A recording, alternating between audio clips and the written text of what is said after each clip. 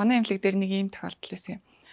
Манай эмнэлгийг анх нэгдэж яхад л нэг их чинь нохоо аваад тэгэл одоо энэ ч бараг л манай эмнэлэгч одоо 20 жил болсон байгаа 22 жил болсон.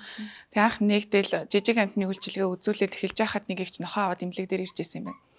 Тэгсэн чинь сая өнгөрсөн жил нохоо нь 10 хэд болсон 12 лөө 13 нассан. Тэгээд мэдээж л хөгшин болсон юм чинь бие нь муудна. Тэ зарим эрэгтнүүдийн үйл ажиллагаанд доголдно. Тэгэл мартамхаа олно, шээж багтаа одоо нэг асуудалтай болно тий. Тэгээд тэгсэн чи эцдүүд нь цагаан сарыг л үзүүлчмээр байна. Яасан гэсэн нохоон дээр нэрж залгах хүмүүс их байдаг. Ээжтэй нь хамт амьдардаг. Нохоон дээр нэрж залгах хүмүүс их байна. Одоо нохоогоо цагаан сар хүртэлцтэй амьдруулчмаар байна.